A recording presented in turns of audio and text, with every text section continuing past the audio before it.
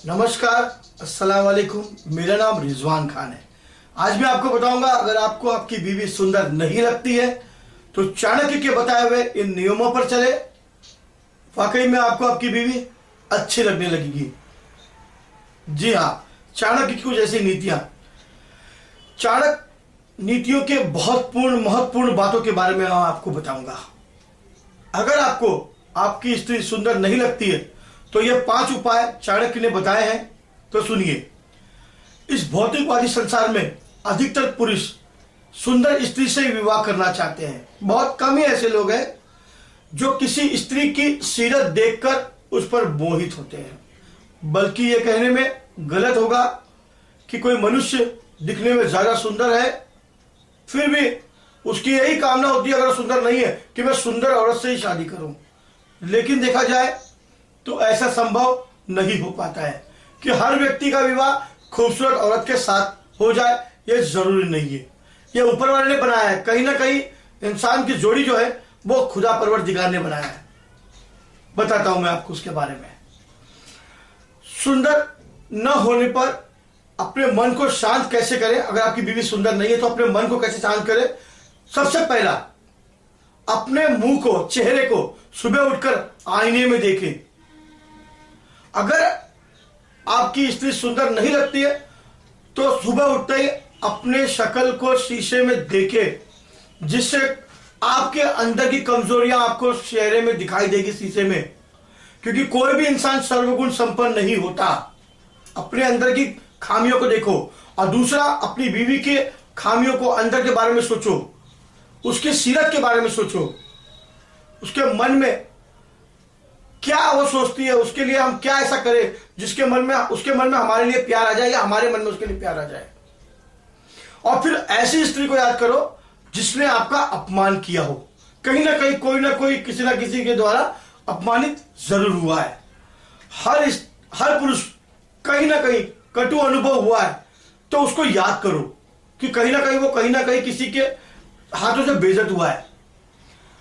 जीवन के कठिन वक्त को याद करो, जब आपको ऐसा अनुभव हो कि आपकी पत्नी सुंदर नहीं हो, तो आपको अपने पहले बैकग्राउंड के बारे में सोचना चाहिए।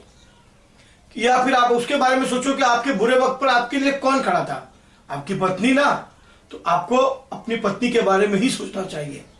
क्योंकि स्त्रियों का स्वभाव बहुत चंचल होता है, कोमल होता है, और आप उनके दिल की गहराइयों को समझने की कोशिश करो। और फिर वो याद करो कि आपने कोई ऐसा काम किया हो गलत, जिसको आपने अपनी पत्नी से छुपाया हो। कहीं ना कहीं आप पहले अपने अंदर के मन को टटोलो कि आप कहां तक सही हो। दूसरों को बोलने से पहले आप अपने अंदर के मन को झांक कर देखो कि आप कहीं ना कहीं गलत हो। आपने कभी देखा है सड़कों के ऊपर कोई खूबसूरत औरत निकलती है तो उसके साथ उसका एक आदमी होता है, लंबा सा, काला सा, दुबला पतला सा। या कोई खूबसूरत सा आदमी निकलता है तो उसके साथ एक काली सी, छोटी सी या मोटी सी औरत आपने देखी होगी। ये सब ऊपर वाला बनाता है।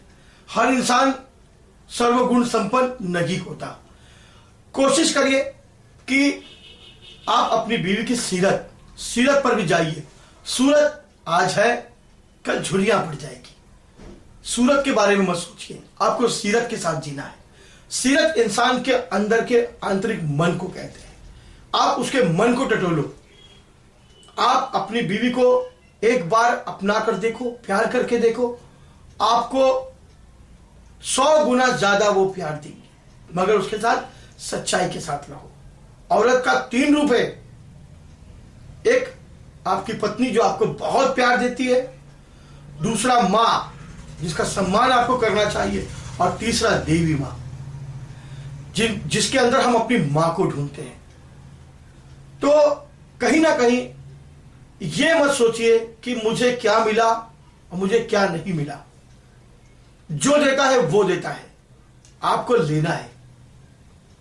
आप ये सोचोगे कि अरे मुझे खूबसूरत चाहिए था, दुबली पतली चाहिए था, ऐसी चाहिए था। सब कुछ अगर आपको मिल जाएगा तो फिर बाकी कहां जाएंगे। सबके नसीब में ऊपर वाले ने लिखा है, और जो लिखा है उसको उसके साथ उसके कर्मों के फल के हिसाब से चलना ही होगा। क्या पता उसके पैर इतने भाग्यशाली हो, इतने लक्ष्मी हो कि उसके आने के बाद वाकई में आपकी जिंदगी बदल जाए। लेकिन अपनी गलतियों को न छुपाए, अपने अंदर भी अपनी गलतियों को झांक कर देखे कि आप कितने सही हो या वो कितनी सही। कोशिश करिए कि अपने आप के अंदर की गलतियों को निकाले और प्रायश्चित करे, और अपनी बीवी को हो सके, अपनी माँ को, अपने बच्चों को बहुत प्यार करे। आपको उनके साथ सारी जिंदगी गुजारनी है। ये कोई 2 दिनों का मेल नहीं है, 2 दिनों का खेल नहीं है, सारी जिंदगी की बात है। कहीं ना कहीं हर इंसान चाहता है, उसकी तमन्ना होती है, हर एक सांस के साथ 3 इच्छाओं का जन्म होता है कि उसको ये चाहिए, वो चाहिए, वो चाहिए। लेकिन जो भी आपको चाहिए आप मांगते हो ऊपर वाले से, भगवान से, अल्लाह से। देने वाला वो है, और वो जो देगा उसे आप हंसते हंसते कबूल करिए। पता नहीं वो और क्या क्या देगा, ये तो उसकी माया, उसकी कुदरत वही जानता है। अगर आपको मेरा वीडियो अच्छा लगा तो आप मुझे लाइक, सब्सक्राइब जरूर करें। मैं ऐसी और भी वीडियो बनाकर आप लोगों को ज्ञान का पर्दा खोलकर आपको मैं कुछ रहस्यमयी ऐसी बातों के बारे में बताऊंगा। जब तक के लिए नमस्कार, खुदा हाफिज।